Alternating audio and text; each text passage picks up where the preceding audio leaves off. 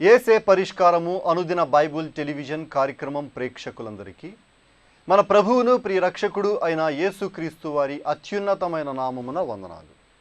ప్రభువునందు ప్రియ దేవుని బిడ్డలారా, నేటి దినము పాస్టర్ కారుపాటి శ్యాంసాగర్ గారి ద్వారా వచన ధ్యానములను లూకా సువార్త నుండి ధ్యానం చేసుకుందాము. మీరందరూ బైబిల్తోనూ నోట్బుక్తోనూ సిద్ధపడి ఉంటే గడచిన గురువారము మేము మీకు అందించిన క్విజ్ నెంబర్ 257లోని ప్రశ్నలు, వాటి సమాధానాలు ముందు నేను చదువుతానండి. మీరు రాసిన సమాధానాలతో వాటిని సరిపోల్చుకోండి. క్విజ్ నెంబర్ 257 మొదటి ప్రశ్న. ప్రభువా, నేను పాపాత్ముడను, నన్ను విడిచిపొమ్ము అన్నది ఎవరు? దీనికి సమాధానము సీమోను పేతురు. రెండో ప్రశ్న. విశ్రాంతి దినమునకు ఎవరు యజమానుడు? దీనికి సమాధానము మనుష్య కుమారుడు. మూడో ప్రశ్న. రోగులకే గాని ఆరోగ్యము గల వారికి వైద్యుడు అక్కరలేదు. రిఫరెన్సు రాయండి. దీనికి సమాధానము లూకా సువార్త 5వ అధ్యాయము 31వ వచనం. నాలుగో ప్రశ్న. బీదలైన వారు ఎందుకు ధన్యులని యేసు చెప్పెను?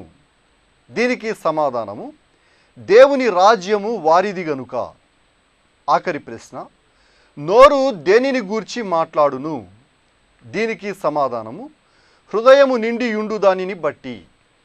అలాగే క్విజ్ నెంబర్ 258లోని ప్రశ్న కూడా నేను చదువుతున్నానండి, తొందరగా రాసుకోవడం ప్రయత్నం చేయండి. ఈ క్విజ్ నెంబర్ 258 లూకా సువార్త 7, 8, 9 అధ్యాయాల ఆధారంగా ఇవ్వబడిన ప్రశ్నలు. మొదటి ప్రశ్న. ఎవరి యొక్క విశ్వాసమును ఇజ్రాయేలీయులలోనైనా చూడలేదని యేసు చెప్పెను? ఎవరి యొక్క విశ్వాసము ఇజ్రాయేలీయులలోనైనా చూడలేదని యేసు చెప్పెను? రెండో ప్రశ్న. స్త్రీలు కనిన వారిలో గొప్పవాడెవరు? స్త్రీలు కనిన వారిలో గొప్పవాడెవరు? మూడో ప్రశ్న. ఆమె విస్తారముగా ప్రేమించెను గనుక ఆమె విస్తార పాపములు క్షమింపబడెను. ఆమె విస్తారముగా ప్రేమించెను గనుక ఆమె విస్తార పాపములు క్షమింపబడెను. రిఫరెన్సు రాయండి. నాలుగో ప్రశ్న. యేసు సముద్రమును గాలిని గద్దించినప్పుడు శిష్యులు ఆయన గూర్చి ఏమనుకొనిరి? యేసు సముద్రమును గాలిని గద్దించినప్పుడు శిష్యులు ఆయనను గూర్చి ఏమనుకొనిరి? ఆఖరి ప్రశ్న, ఐదో ప్రశ్న. శిష్యులలో ఎవరు గొప్పవాడని యేసు చెప్పెను? శిష్యులలో ఎవరు గొప్పవాడని యేసు చెప్పెను? ఈ 5 ప్రశ్నలకు సరైన సమాధానాలు రాసి వచ్చే మంగళవారంలోగా మా కార్యాలయానికి పంపించండి. మీ పేరు, అడ్రస్సు రాయటం మర్చిపోకండి. క్విజ్ రాసిన ప్రేక్షకులు 3 విషయాలు జ్ఞాపకం ఉంచుకోవాలి. మీరు క్విజ్ రాసే పోస్ట్ కార్డు ముందు భాగంలో మీ ప్రార్థన మనవులు, వెనక భాగంలో ఖాళీ ప్రదేశంలో పైన క్విజ్ నెంబరు, క్రింద 5 ప్రశ్నల సమాధానాలు రాయాలి. అడ్రస్ విభాగంలో పాస్టర్ కారుపాటి శాంతిసాగర్ గారు, ఏసే పరిష్కారము, వేదరాజు సినిమా హాల్ వద్ద, పత్తేబాద, ఏలూరు అని వ్రాయటం మర్చిపోకండి. క్విజ్ నెంబర్ 257కు మాకు సమాధానాలు రాసిన వారు ఏలూరు పత్తేబాద నుండి పమ్మి హన్నమ్మ, ఎయిర్లైన్స్ నుండి వి శిఖామణి, భారతి, జయశేఖర్, సౌజన్య, సిహెచ్ ధీరజ్, నితీష్, ఆర్ఆర్పేట నుండి R Navaneetham, D Sukumari, Andhreya, pension line నుండి ఏఆర్ లారెన్స్ వారి కుటుంబము, కొత్తగూడెం నుండి కె వెరోనిక, ఆగడాల లంక నుండి జె రూతు, గన్ బజార్ నుండి ఈహెచ్ రత్నవేణి, శాస్త్రీనగర్ కాల్ నుండి కె మోహన్ రావు, నవాబ్పేట నుండి దీక్షితాబాయి, శాంతినగర్ నుండి ఎం జయరాజు, ఒలీవా ఎలిజబెత్, ప్రవీణ్ కుమార్, తంగరాజు, సత్రంపాడు నుండి జి వెంకటేశ్వరరావు. మీ అందరికీ ఏసే పరిష్కారము కార్యాలయం తరపున ధన్యవాదాలు తెలియజేస్తూ ఉన్నామండి. మీరందరూ సిద్ధపడి ఉంటే పాస్టర్ కారుపాటి శ్యామసాగర్ గారు ప్రార్థన చేసి ఈ దినపు వాక్య పరిచర్య చేస్తారు. ప్రభువునందు ప్రియమైన దేవుని బిడ్డలారా, ఈ రాత్రికాలపు వాక్య భాగం కొరకు సహకారం ఇస్తున్న కుటుంబం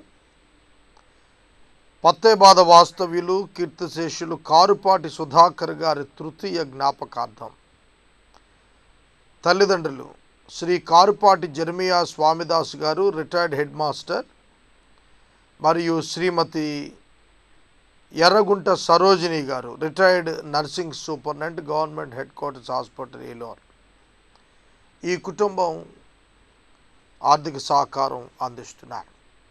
3 సంవత్సరాల క్రితం కారుపాటి సుధాకర్ గారు డిఎన్ఆర్ కాలేజీలో లెక్చరర్గా పనిచేస్తూ ప్రభువునందు నిద్రించినారు. మా కుటుంబాన్ని ఈ 3 సంవత్సరాలు ప్రార్థన చేత ఆదరించిన ప్రతి ఒక్కరికి ప్రత్యేక కృతజ్ఞతలు మేము తెలియచేసుకుంటున్నాం. ప్రార్థన చేసుకుందాం.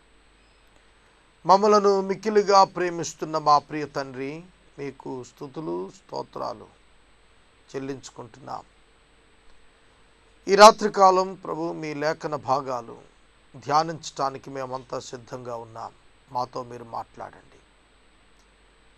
ప్రభు. ఈ యొక్క ప్రత్యేక సమయంలో మీ దాసులు కారుపాటి సుధాకర్ గారిని మీ సన్నిధికి తీసుకొని 3 సంవత్సరాలు మా కుటుంబాలన్నింటినీ మీరు కాపాడి సంరక్షించినందుకు మీకు కృతజ్ఞతలు. మీ దాసుడు మీ యందు విశ్రాంతిలో నిద్రిస్తున్నారని మేము విశ్వసిస్తున్నాం. మీరు తిరిగి వచ్చినప్పుడు మీ దాసుని తీసుకొస్తారు అనే నిరీక్షణతో మేము జీవిస్తూ ఉన్నాం. ప్రభు, మీరు క్రీస్తునందు మాకు ఇచ్చిన ఈ నిరీక్షణ కొరకు మీకు వందనాలు చెల్లిస్తున్నాం. వృద్ధాప్యంలో ఉన్న తల్లిదండ్రులు స్వామిదాసు గారిని, సరోజిని గారిని మీరు దీవించండి. దీర్ఘాయుషు దయచేయండి. వారికి కలిగిన గాయమునకు ఆదరణ మీరు దయచేయండి. ఘనత, మహిమ, ప్రభావాలు మీరు పొందండి. నేటి వాక్య ధ్యానాన్ని మా కొరకు ఆశీర్వదించండి. యేసు ప్రభు పేరిట ప్రార్థించుచున్నాము తండ్రి, ఆమేన్. ప్రభువునందు ప్రియమైన దేవుని బిడ్డలారా, నిన్నటి దినం ప్రసారం చేయాల్సిన క్విజ్ను ఈ దినం ప్రసారం చేశాం. దయచేసి క్విజ్ రాసిన వారిని ప్రభు నామంలో నేను అభినందిస్తున్నాను. మీరు బైబిల్ గ్రంథాన్ని చదివి ఒక పోస్ట్ కార్డ్పై మీ యొక్క క్విజ్ను జవాబులు రాసి పంపాలని నేను మనవి చేస్తున్నాను. బైబిల్ గ్రంథంలో నుండి లూకా సువార్త 16వ అధ్యాయము 16వ వచనము నుండి వాక్యాన్ని గమనించాలని మీకు నేను మనవి చేస్తున్నాను. లూకా సువార్త 16వ అధ్యాయం 16వ వచనం. యోహాను కాలము వరకు ధర్మశాస్త్రమును ప్రవక్తులను ఉండిరి. అప్పటి నుండి దేవుని రాజ్య సువార్త ప్రకటించబడుచు ఉన్నది. ప్రతివాడును ఆ రాజ్యములో బలవంతముగా జొరబడుచు ఉన్నాడు. ధర్మశాస్త్రం ప్రవక్తలు, ధర్మశాస్త్రం ప్రవక్తలను గుర్చి యోహాను కాలము వరకు ధర్మశాస్త్రం ప్రవక్తలు ఉన్నారన్నాడు. యోహాను గుర్చి ఈ మాట చెబుతున్నప్పుడు బాప్తిస్మం ఇచ్చి యోహాను కాలం వరకు అని మనం అర్థం చేసుకోవాలి. యోహాను కాలము బాప్తిస్మం ఇచ్చు యోహాను జీవించిన దినాలని. బాప్తిస్మం ఇచ్చు యోహాను జీవించిన దినాల అనంతరం యేసుక్రీస్తు ప్రభువారి యొక్క ఆ పరిచర్య మరియు ఆయన మరణ పునరుద్ధానాలు, వాటి వెంబడి కృపాకాలం ఇంట్రడ్యూస్ చేయబడింది. ధర్మశాస్త్ర యుగం, ధర్మశాస్త్ర ప్రకారం జీవించినటువంటి భక్తుల కాలం యేసుక్రీస్తు ప్రభువారికి ముందు కాలం. యేసుక్రీస్తు ప్రభువారి శిలువ మరణానికి ముందస్తు కాలం. కనుక యోహాను కాలం వరకు కూడా ధర్మశాస్త్రం ఉంది, ప్రవక్తలు కూడా ఉన్నారు. మరి యోహాను తర్వాత ప్రవక్తలు ఉన్నారా? యేసుక్రీస్తు ప్రభువారి యొక్క సంఘంలో ప్రవక్తలు ఉన్నారా? పరిశుద్ధ లేఖనాల్లో మనం చూస్తున్నప్పుడు ఎఫెసీ పత్రికలో చాలా స్పష్టంగా సంఘం యొక్క అభివృద్ధిని గురించి, సంఘ క్షేమాభివృద్ధి కొరకు పౌలు భక్తుడు తెలియచేసినటువంటి మాటల్లో చాలా స్పష్టంగా 4వ అధ్యాయం 13వ వచనంలో క్రీస్తు శరీరం క్షేమాభివృద్ధి జరుగుటకు పరిచర్య ధర్మం జరుగుటకు ఆయన కొందరిని అపోస్తులులు గాను, కొందరిని ప్రవక్తలను గాను, కొందరిని సువార్థికులు గాను, కాపర్లు గాను, ఉపదేశకులు గాను నియమించినది. చూడండి, మరి ధర్మశాస్త్రము ప్రవక్తలు యోహాను కాలం వరకు ఉండిరి అనే మాట అర్థం ఏంటి? ఎఫెసీ పత్రికలో పౌలు చెప్తున్నాడు కొందరు ప్రవక్తలు గాను. ప్రవక్త అంటే దేవుని సందేశాన్ని వినిపించేటువంటి వాడిగా. న్యూ టెస్టమెంట్ పీరియడ్లో ప్రొఫెట్ అనేటువంటి పదం దానికి పరిపూర్ణమైన అర్థం ఏమిటంటే who proclaims the revealed word of God అని అర్థం. అనుగ్రహించబడిన దేవుని వాక్యాన్ని వచించేటువంటి వాడు, ప్రవచించేవాడు, తెలియచేసేటువంటి వాడు అని అర్థం. పాత నిబంధన గ్రంథంలో ఉన్నటువంటి ఈ ధర్మశాస్త్రం ప్రవక్తలు అనే అంశం హెబ్రీ పత్రిక 1వ అధ్యాయం 1వ వచనం ప్రకారం పూర్వకాలమందు దేవుడు నానా విధములుగా ఆ సమయంలో మన పితరులతో మాట్లాడిన దేవుడు అన్నాడు, ప్రవక్తల ద్వారా మాట్లాడాడు. మరి ఇప్పుడు ఈ దినములు అంతమంది అయితే తన కుమారుడైన యేసుక్రీస్తు ద్వారా మాట్లాడెను అంటున్నాడు. కనుక యేసుక్రీస్తు ప్రభు కాలం వెంబడి ప్రవేశించింది కృపాకాలం. కనుక దీనిలో ధర్మశాస్త్రానికి చోట్లేదు. ధర్మశాస్త్రం చొప్పున నీతిమంతులకు తీర్చబడే అంశం ఇందులో లేదు. విశ్వాసము ద్వారానే నీతిమంతులుగా తీర్చబడతారు. ధర్మశాస్త్రం విశ్వాసులు మానవులను పాపులనుగా తీర్చిదిద్దుతుంది. అంటే పాపులు అని డిక్లేర్ చేస్తుంది, తెలియజేస్తుంది ధర్మశాస్త్రం అంతవరకే. కనుక ఆ కాలంలో, ఏ కాలంలో ధర్మశాస్త్రం అమలులో ఉన్న కాలంలో, ప్రవక్తలు అమలులో ఉన్నటువంటి కాలంలో దేవుని రాజ్య సువార్త ప్రకటించబడింది. అప్పుడు ఆ రాజ్య సువార్తను విని ఆ దేవుని రాజ్యంలో బలవంతంగా ప్రవేశించారన్నాడు. బలవంతంగా ప్రవేశించడం అంటే ఏమిటి? బై వైలెన్స్ అనా? కాదు. బలవంతంగా ప్రవేశించారు అనేటువంటిది, వారు బలవంతముగా అనే పదాన్ని మనం అర్థం చేసుకుంటే వారు ఏ విధంగా ప్రవేశించారు అంటే వారు తీవ్రమైనటువంటి పోరాటం చేశారు. ఈ యేసుక్రీస్తు ప్రభువునందు విశ్వాసం ఉంచటం ద్వారా వారు బలవంతంగా ప్రవేశిస్తున్నారు. విశ్వాసము ద్వారా ప్రవేశాన్ని బలవంతంగా ప్రవేశిస్తున్నారు అని చెప్పాడు ఇక్కడ. విశ్వాసాన్ని కాపాడుకుని వాటిని డిక్లేర్ చేయటానికి ధర్మశాస్త్ర సంబంధంగా వారెంతో ప్రయాసపడాల్సి వచ్చింది. దానికోసం ఎంతో నష్టపోయారు. ఆ విధంగా వాళ్ళు తమ విశ్వాసాన్ని డిక్లేర్ చేస్తూ వచ్చారు. వారి యొక్క ప్రవేశం బలవంతముగా అనేది విశ్వాసముతో వారు బహుశ్రమల కూర్చి వారు ఆ రాజ్యాన్ని చేరటానికి ప్రయత్నం చేశారని.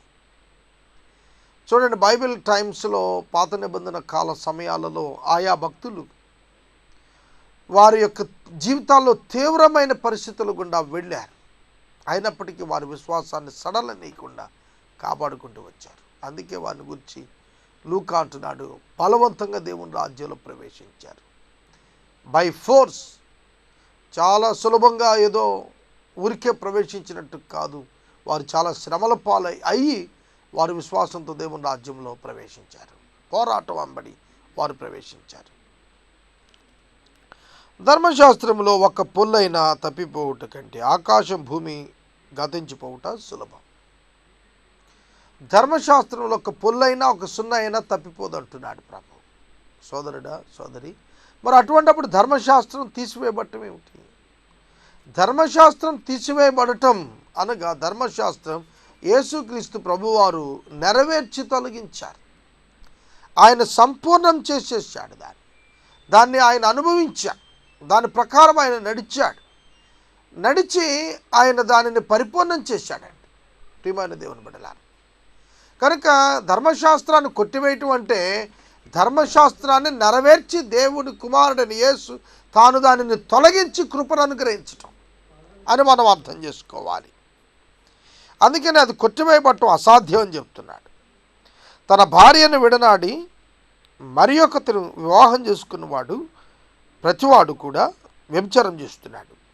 భర్తను విడిచిన దానిని వివాహం చేసుకున్నవాడు వ్యభిచరిస్తున్నాడు. ఇది చాలా ప్రధానమైనటువంటిది. Marriage is permanent. One wife, one life. జీవితంలో వివాహాన్ని గురించి అర్థం చేసుకోవాలి. ధర్మశాస్త్రం ప్రకారం ఒక పురుషుడు లేదా ఒక స్త్రీ ఎప్పుడు వివాహ బంధం నుంచి విడుదలవుతారంటే తన యొక్క భార్య కానీ భర్త కానీ చనిపోయినప్పుడు వారు విడుదలవుతారు. బ్రతికి ఉండగా విడాకులను కూడా బైబిల్ అగ్రీ చేయలేదు, ఒప్పుకోలేదు. మోషే కఠినంగా అలా ఇచ్చాడు, కానీ విడాకుల పత్రం, పరిత్యాగ పత్రం ఆది నుండి అలా లేదన్నాడు. చూడండి, ఇక్కడ వాక్యాన్ని పరిశీలన చేస్తున్నప్పుడు వివాహం చేసుకున్న వారు విడిపోవటానికి వీల్లేదు. ఒక వ్యభిచార కారణం తప్ప ఒక స్త్రీని విడవటానికి వీల్లేదు. అది పరిత్యాగ పత్రిక విషయంలో చెప్తూ వచ్చాడు. తర్వాత వివాహం చేసుకున్నవాడు భార్యను విడిచి వేరొక అమ్మాయిని చేసుకుంటే అతను వ్యభిచరిస్తున్నవాడు అవుతున్నాడు అని చెప్తున్నాడు. ఎందుకంటే ఇది నిబంధన శాశ్వతంగా మరణ పర్యంతముగా ఉండేటట్లుగా దేవుడు ఏర్పాటు చేశాడు. ప్రమాణం కూడా అదే. కనుక దానికి ఆ నిబద్ధత కలిగి జీవించాలి. విడనాడిన దాన్ని వివాహం చేసుకునేవాడు కూడా వ్యభిచారం చేస్తున్నాడు అన్నాడు. చూడండి, ఈ దినాల్లో వ్యభిచార కారణము లేకుండా భార్యను విడిచిపెట్టేసి వేరొక భార్యను చేసుకున్నవాడు బైబిల్ ప్రకారం వ్యభిచరిస్తున్నట్లే. మానవులలో ఎవడైనా సరే, ఏ మతమైన ఏ కులమైన ఎవరైనప్పటికీ కూడా Bible treats like this. Bible ఈ విధంగా ట్రీట్ చేస్తుంది వాళ్ళని. ఏమని? మొదటి భార్యను ఏ కారణం లేకుండా విడిచిపెట్టేసి రెండో భార్యను చేసుకుంటున్నారు ఈ దినాల్లో. వ్యభిచార కారణం తప్ప అన్నాడు సువార్తల్లో ప్రభు మాట్లాడుతున్నప్పుడు. కనుక వ్యభిచార కారణం లేకుండా కూడా ఈ దినాల్లో వదిలేస్తున్నారు కదా. వదిలి ఇంకో వివాహం చేసుకున్నారు. కొందరు ఆడపిల్లలు పుడుతున్నారు అని వదిలిపెట్టి ఇంకో పెళ్లి చేసుకున్న వాళ్ళు ఉన్నారు. అది వ్యభిచారం కిందే వస్తుంది, వివాహం కింద రాదు. చూడండి, భర్త బతికుండగానే వదిలి వెళ్ళి ఇంకొకరితో వివాహం చేసుకుంటున్నారు. అది వివాహం కిందకు రాదు, వ్యభిచారం కిందే వస్తుంది.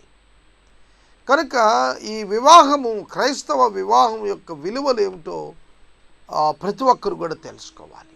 క్రిస్టియన్ పీపుల్, క్రైస్తవ సమాజం విడాకులకు వివాహంలో చోటు లేదు అనేటువంటి సత్యాన్ని మరవకూడదని నేను మనవి చేస్తున్నాను.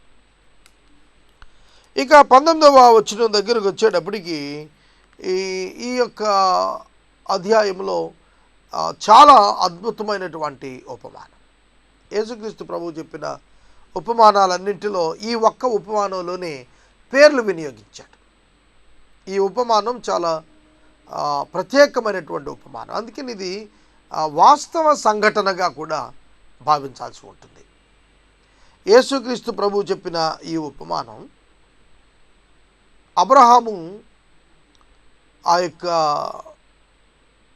అబ్రహాము రొమ్ము అని చెప్పబడిన స్థలం, పరదేశిగా చెప్పబడిన ఆ స్థలం, అక్కడ అబ్రహాం పేరు వాడాడు. అబ్రహాము ధనవంతునితో మాట్లాడుతున్నప్పుడు, పాతాళంలో నుండి మొరపెడుతున్న ధనవంతునితో మాట్లాడుతున్నప్పుడు భూమి మీద మోషే ఉన్నాడు అని చెప్తున్నాడు. అదే హిస్టారికల్గా క్రీస్తు పూర్వం 1450 సంవత్సరంలో మోషే జీవించాడు. మోషే 120 ఏళ్ళు బతికాడు. మోషే జీవించి ఉన్న దినాల్లో ఈ ఇన్సిడెంట్ జరిగి ఉండాలి. ప్రభువు చెబుతున్నటువంటి మాట చూడండి. ఇప్పటికీ క్రీస్తు శకం 2000 సంవత్సరాలప్పుడు చెప్పిన ఈ ఉపమానం క్రీస్తు పూర్వం 3500 సంవత్సరాలప్పుడు జరిగిందిగా మనకు యేసయ్య మాటల ఆధారాన్ని తెలియచేస్తున్నాయి. కనుక ఇది చరిత్రగా మనం తీసుకోవాలి. ఉపమానం అంటే ఏదో పోలిక కోసం చెప్పింది కాదు, అర్థం చేసుకోవటం కోసం వాస్తవ సత్యాన్ని వివరంగా అర్థం చేస్తూ ప్రభు తెలియచేశాడు. కనుక ఇది అద్భుతమైనటువంటి ఉపమానం.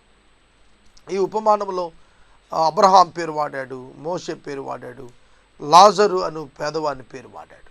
ధనవంతుని పేరు అయితే రాయలేదు. తర్వాత పాతాళాన్ని గురించి, వేదనా స్థలాన్ని గురించి, మృతులు చనిపోయిన వారు ఎక్కడికి వెళ్తున్నారు అనేది, పాత నిబంధన కాలంలో ఎక్కడికి వెళ్ళారు అనేది, తర్వాత పాతాళం యొక్క స్వరూపం ఎట్లా ఉంటుంది, దాని లోపటి భాగాలు ఎట్లుంటాయి, ఇవి ఈ ఉపమాన ఆధారంగానే మనకు తెలుస్తాయి. చదువుకుందాం. చూడండి. ధనవంతుడు ఒకడు ఉండెను. అతడు ఊదారంగు బట్టలను సన్నపు నార వస్త్రం ధరించుకొని ప్రతిదినము బహుగా సుఖపడుచు ఉండేవాడు. ధనవంతుడు ఒకడు ఉండెను. ధనము కలిగి ఉండటం తప్పు కాదు, పాపం కాదు. కానీ ధనమే సర్వస్వంగా జీవించటం, ధనాపేక్ష కలిగి జీవించటం పాపం. దేవునికి ఇవ్వాల్సిన స్థానాన్ని ధనానికి ఇవ్వటం పాపం.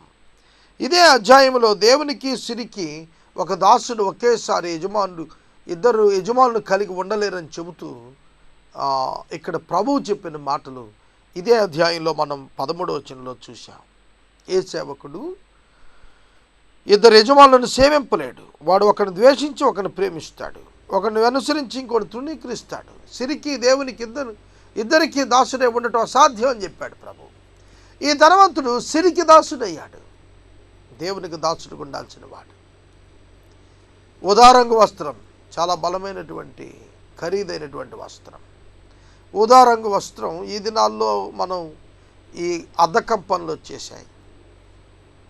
ఆ రోజుల్లో ఉదారంగు వస్త్రం తయారు కావాలంటే ఒక రకమైనటువంటి కీటకం మరియు కొన్ని రకాలైనటువంటి ఫ్లవర్స్ వాటి నుంచి తయారు చేసేవారట ఈ ఉదారంగు. ఆ కీటకం కొన్ని వేల కీటకాలు దొరికితే తప్ప ఒక పంచె నేయటానికి అయ్యేది కాదు. It's very costly affair. ఆ విధంగా ఒక ఊదా రంగు వస్త్రం నేయటం చాలా కష్టం. ఇప్పుడంటే మనం ప్రింట్ టెక్నాలజీ డెవలప్ అయిపోయింది కాబట్టి వస్త్రాలపై ముద్రణలు వేసేస్తున్నారు. అది అట్లా కాదు. ఇప్పుడున్న అడ్వాన్స్డ్ టెక్నాలజీ అప్పుడు లేదు కదండి. కనుక ఊదారంగ వస్త్రం నేయించడం అంటే అది చాలా ఖరీదైనది. నేతగాడు చాలా కాలం శ్రమించాల్సి వచ్చేది. అటువంటి వస్త్రంతో అతడు సంతోషిస్తాడు. సన్నటి నార వస్త్రం కనుక ఇది కూడా చాలా ఖరీదైనటువంటిది. ఇటువంటి ఖరీదైన వస్త్రధారణ ఎక్స్ప్లెయిన్ చేస్తున్నప్పుడు ఇతని క్యారెక్టర్ను మనం ఎట్లా ఎస్టిమేట్ అయ్యాలి. ఈ వస్త్రధారణ మీద అతనికి ఉన్న ఆసక్తి, ప్రజలలో పైరూపం తన కనపరుచుకోవాలనేటువంటి ఆతృత, తాను ఘనుడు ధనికుడు అని చెప్పుకోవటానికి అతని ప్రయత్నం ఇక్కడ కనిపిస్తుంది. దీన్ని బట్టి అతడు హెచ్చింపు జీవితాన్ని కోరుకుంటున్న వాడిగా మనకు అర్థమవుతుంది. అంతేగాక ప్రతిదినము బహుగా సుఖపడుచు ఉండేవాడు. యూదులకు ఒక ఆచారం ఉంది, 7వ దినం విశ్రాంతి దినం. ఆ దినం ఏ పని చేయకూడదు. కానీ ఈ ధనవంతుడు విశ్రాంతి దినాన్ని కూడా ఆచరించడం మానేశాడు. తను స్వయంగా సుఖపడటానికి వినియోగించుకున్నాడు. దేవుని యొక్క మందిరానికి వెళ్ళటం, సమాజ మందిరానికి వెళ్ళటం, వాక్యం వినటం, ప్రార్థనలు చేయటం ఇట్లాంటివి మర్చిపోయాడు అన్నమాట. ప్రతిదినము కూడా అతడు సుఖపడుతూ వచ్చాడు. లాజరు అని ఒక దరిద్రుడు ఉండెను. వాడు కురుపులతో నిండిన వాడే ధనవంతుని ఇంట వాకిటి పడి ఉండి అతని బల్ల మీద ఉండి పడు రొట్టె ముక్కలతో ఆకలి తీర్చుకొనగోరెను. లాజరును పరిశుద్ధాత్మ దేవుడు ఇంట్రడ్యూస్ చేస్తున్నప్పుడు ఒక దరిద్రుడు ఉండెను. బైబిల్ గ్రంథంలో ఈ దరిద్రుడు ఉండెను అనేటువంటి టైటిల్తో యేసుక్రీస్తు ప్రభువును కూడా ఇంట్రడ్యూస్ చేశాడు. మనం ధనవంతులను కావాలని ఆయన దరిద్రుడు ఆయను అని అన్నాడు. కనుక అతడు దరిద్రుడు అంటే దారిద్ర్యత, పేదరికం, బహు కష్టాలు. దానికి తోడు అతడు అనారోగ్యం. అతడి జీవితంలో కురుపులు నాకిన అనుభవం. కురుపులు నాకితే ర్యాబిస్ వ్యాధి వస్తుంది. వారు నీరు చూస్తే భయపడతారు. అట్లాంటి పరిస్థితి అతనిది. అంతేకాకుండా రొట్టె ముక్కలు బయట పారేసిన వాటితో ఆకలి తీర్చుకోవాలనుకునేవాడు. రొట్టె ముక్కలు బయట ఎప్పుడు పారేస్తారు? దానికి ఫంగస్ పట్టినప్పుడు బయట పారేస్తారు. అట్లాంటి పరిస్థితుల మధ్య వారిద్దరూ కూడా చనిపోయినట్లుగా లేఖనం తెలియజేస్తుంది. వారు చనిపోయినాక ఏం జరిగింది అనేది రేపటి వాక్య ధ్యానంలో నేను ధ్యానం చేస్తాను. వారు బతికుండగా వారి పరిస్థితి ఏమిటి అనగా, ధనవంతుడు సుఖపడుతున్నాడు, లాజరు బహుగా యాతన పడుతున్నాడు, శ్రమ పడుతున్నాడు, వాకిటి పడి ఉన్నాడు, ఆకలితో అలమటించిపోతున్నాడు, కురుపులు నాగుతున్నాయి, సమమైన ఆరోగ్యం లేదు. దయనీయమైన స్థితిలో ఉన్నాడు.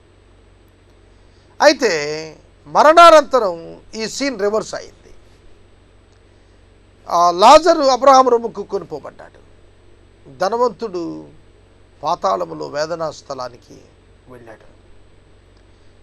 చూడండి, ఇక్కడ మనం ఈ వాక్య భాగంలో చూస్తున్నప్పుడు ధనాన్ని నమ్ముకున్న ధనవంతుడు, దేవుని నమ్ముకున్న పేదవాడైన లాజరు, వీరు ఈ భూమి మీద చాలా వ్యత్యాసంతో బతికారు. ధనవంతుడు తన ఊదా రంగు వస్త్రంతో, నార వస్త్రాలతో సౌఖ్యంగా కనపడ్డాడు, బహుగా సుఖించాడు, స్నేహితులు ఉన్నారు. ధర్మశాస్త్రోపదేశకులు అతనికి వంతపాడు ఉంటారు డబ్బును బట్టి. లాజరు అనేటువంటి దరిద్రుడు అనారోగ్యం చేత ఉండి అతడు ఆహారానికి కూడా ఇబ్బంది పడుతున్న పరిస్థితి. ఈ లాజరు యొక్క ప్రవృత్తి, లాజరు యొక్క వృత్తాంతంలో అతడు బహుయాతన పడుతున్నాడు. ఎందుకు యాతన? యథార్థంగా ఉండేటువంటి వారికి కష్టాలు వస్తాయి, నష్టాలు వస్తాయి.